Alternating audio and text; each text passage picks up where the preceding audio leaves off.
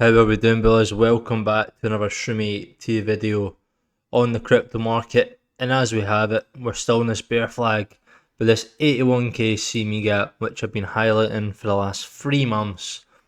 We are starting to make extreme progress through it. And if I show you the CME gap, which was opened back on Friday the 30th, that weekend, it opened Friday 30th of January, and then by the time Sunday opened, and Monday the 2nd of February arrived, we created a massive CME gap between 81k, 81.3k, and about 80k. And this CME gap's been open since the start of February, and right now you can see we're finally like 75% of the way filled the CME gap. So it's currently partially filled as we speak. And this is an area I've been highlighting as a magnet of liquidity at 80k, potentially fill the 80k CME gap before heading to the 4-year lows later this year.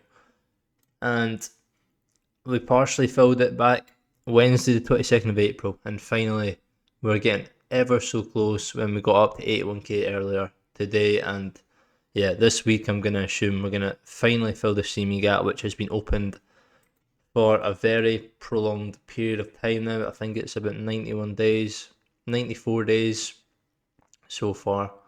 94 days the CME gap's been open, and which is why when Bitcoin got down to 60k back at February when the CME gap opened, it's been trending up. I think Bitcoin's done about 30% up in that time. 33% Bitcoin's up in this period. So over the last 3 months, Bitcoin's went up 30k. Well, sorry, yeah, 30k and 33% from 60k. Sorry, not 30k. From 60k all the way up to 80k, and that's a 33% move. Again, in this bear flag, which is again very similar to the bear flag we've seen from middle of November to the middle of January before the impulse down.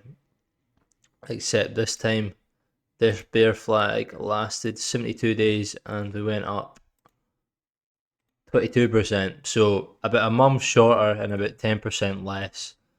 But the same situation's true. And as I said on the CME gap, potentially fill 80k CME gap before heading to 4-year cycle lows. So we're partially filled it. I think we're basically going to fill it fairly soon. And then we'll head down into the 4-year lows later this year. Which, if I zoom out here on the weekly time frame, make this smaller. My theory on this channel has been very, very clear. We can see the 2014-13 high on Bitcoin into the 14 4-year cycle low below the 0.786 fib. Peak buying opportunity again, 2017 top into the 4-year lows in 2018. Peak buying opportunity 4 years later, 2021 peak into the 2022 4-year low. You can see this pattern repeating 3 times, and it looks like we're about to do the exact same again here. I expect us to fill the CME gap at 81k before rolling over into this 4-year low like we've seen in the previous bear markets, and every time getting below the 0.786 fib, which would take us about 40k if that was to occur. So as it stands, a little daily update on Bitcoin. I expect us to fill the CME gap, and again we can see the total crypto market cap excluding stable coins currently sitting at 2.33 trillion in this rising wedge, which is extremely bearish. And again, I expect us to go down into the end of this year. Given if we actually zoom out here on the weekly time frame, you can see we lost a massive level of support back again about the start of February that we bounced off in 2019, the COVID lows, 2023 bear market, both later in the year and the start of the year, and then we lost it. We've lost that massive support of this rising wedge, and I think we're going to continue down in the 4-year low, like we've seen in 2018 in this yellow circle, like we've seen in 2022 in this yellow circle, and like I expect later this year in 2026. For example, from the 2018 low to the peak bear market highs in 2021, we can see in the bear market we got just below the 0.786 fib here on the total minus stable coins. Again, if the same was to occur again, roughly, not saying it will, that would be about 1.34 trillion, which from this current move would be another like 50% move down on the whole total crypto market cap. So I still don't think we're out the woods yet. I'm still pretty bearish short term, but longer term, I've made my theory very, very clear. I'm extremely bullish. But at the same time, I've been highlighting this fallen wedge on silver, which we got the breakout start of April. We've made this high, making a higher low as it stands, and breaking out.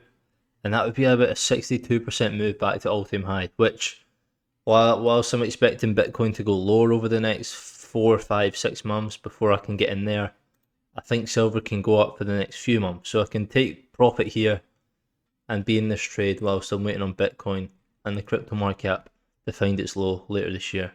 But right now, Bitcoin CME gap, I expect to fill this week or next, hopefully, since we've made it so far through. So yeah, fill the CME gap, which I've mentioned for ages, and then head to the 4-year cycle low. My theory on this channel has been fairly simple. If you're enjoying these updates, smash the like button, turn the notification bell on if you're subscribed. If you're not subscribed and you enjoy the content, hit the subscribe button.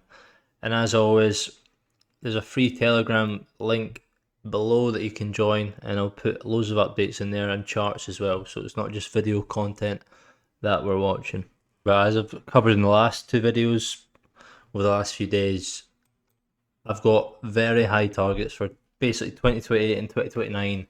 Out of these 4-year lows in 2026, like we've seen in 2018, like we've seen in 2022, we get the year of downtrend and then 3 years of upside, which is why, even though I'm bearish short term on Bitcoin, still think Bitcoin has quite a long way down, like a 50% move down from 80k to 40k. I think that's very much possible in the 52 bear market we roughly see, and I still think it's denial before capitulation.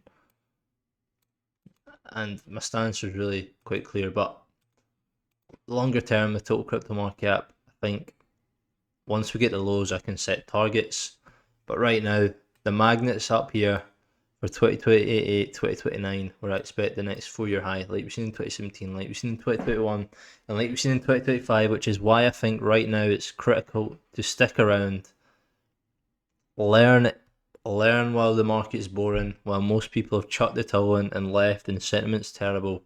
Sticking around and learning, finding people to read on Twitter who are experienced and know what they're talking about, finding people on YouTube to watch that you know are here in the bear market. You don't want people who just aren't here in the bear market and they rock up in the bull market. Everyone's a genius in the bull market. The part is being here at the lows, taking advantage of the lows, and riding the cheap entries all the way up to the next 4-year high. That's the aim of the game. And loads of people are going to come and go, but the ones that stick around are the ones that get rewarded.